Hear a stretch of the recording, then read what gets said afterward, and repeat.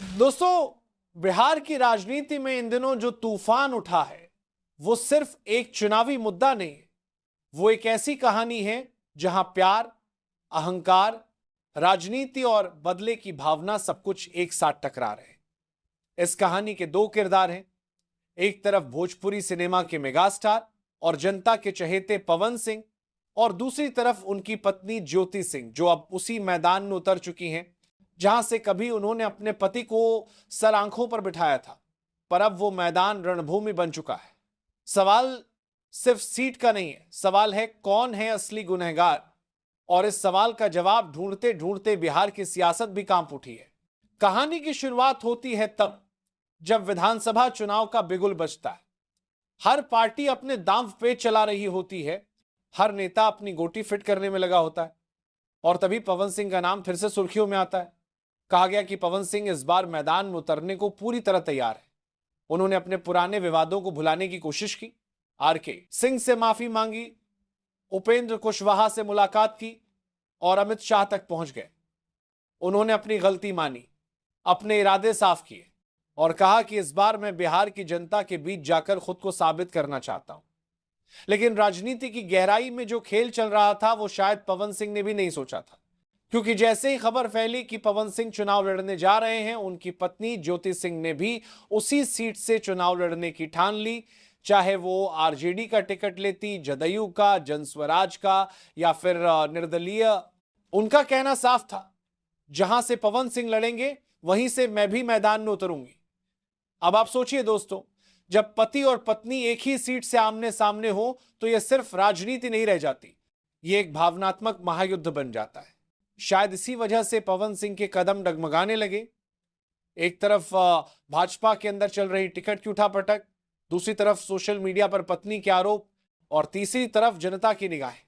पवन सिंह ने देखा कि हर तरफ से दबाव बढ़ रहा है। मीडिया ने ज्योति सिंह के बयानों को उछाल दिया।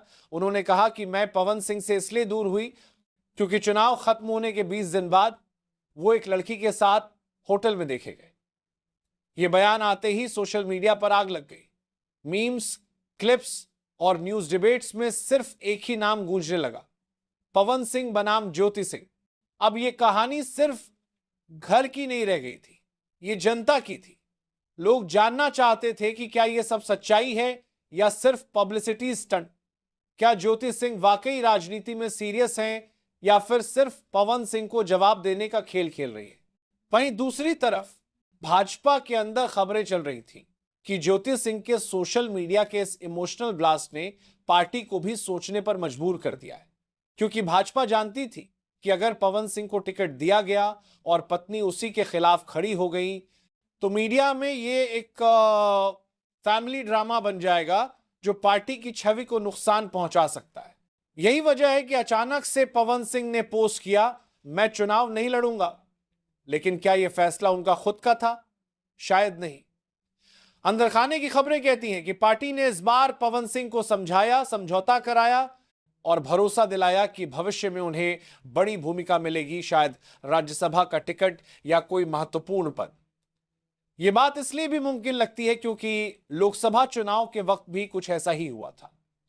बंगाल के आसनसोल से जब पवन सिंह का टिकट फाइनल हुआ तो उनके पुराने गानों पर विवाद खड़ा हो गया। कहा गया कि उन्होंने बंगाली लड़कियों को लेकर अभद्र और अश्लील गाने गाए हैं। बंगाल में विरोध शुरू हुआ और भाजपा ने पवन सिंह का टिकट काट दिया। उस समय भी पवन सिंह ने इसे अपनी इज्जत का सवाल बना लिया। उन्होंने जनता के सामने कहा कि उन्होंने खुद चुनाव लड़ने से मना किया, लेकिन सच्चाई बाद में एक पॉडकास्ट में खुद उन्होंने बताई कि टिकट पार्टी ने ही काटा था। तो क्या इस बार भी वही खेल दोहराया गया है? क्या भाजपा ने फिर से उनका टिकट काटा और इस बार भरोसे के साथ कहा कि अभी नहीं, लेकिन आगे मौका जरूर मिलेगा? इधर ज्योति सिंह की तरफ से अब लगातार सोशल मीडिया पोस्ट आ रही। वो जनता के सामने खुद को एक धोखा खाई औरत के रूप में पेश कर रही हैं, लेकिन साथ ही एक मजबूत उम्मीदवार के रूप में भी। उन्होंने कहा कि मैं राजनीति में आई हूं किसी के खिलाफ नहीं, बल्कि औरतों की आवाज बनकर। यह बयान बिहार के वोटर्स पर असर डाल रहा है, खासकर महिलाओं पर। कई जगहों पर लोग खुलकर कह रहे हैं, पवन सिंह ने तो गाना गाया लेकिन ज्योति सिंह ने सच्चाई गाई।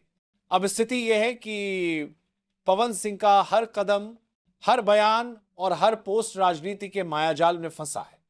उनका हर शब्द अब चुनावी विश्लेषण का हिस्सा बन चुका है। सोशल मीडिया पर लोग दो खेमों में बंट चुके हैं। एक कहता है कि ज्योति सिंह सिर्फ लोकप्रियता पाने के लिए ये सब कर रही हैं, जबकि दूसरा कहता है कि पवन सिंह ने अपनी गलतियों से खुद अपनी राजनीति को बर्बाद किया है।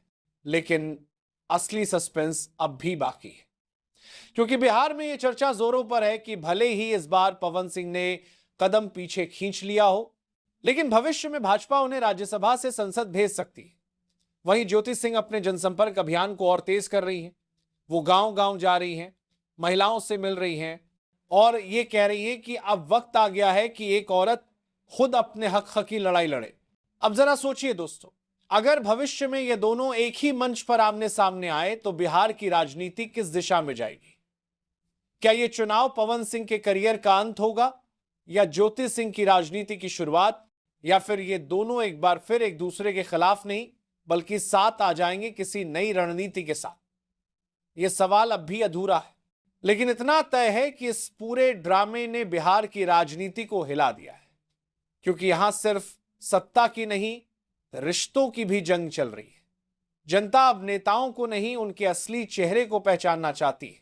हालांकि अगर आप अभी आरेखसार देखें तो दोस्तों, अगर आपको लगता है कि बिहार की ये राजनीतिक जंग सिर्फ वोट की नहीं बल्कि सम्मान की भी लड़ाई है, तो इस वीडियो को लाइक कीजिए, शेयर कीजिए और चैनल को सब्सक्राइब कीजिए, क्योंकि यहां हम सिर्फ खबर नहीं, खबर के पीछे की सच्चाई दिखाते हैं।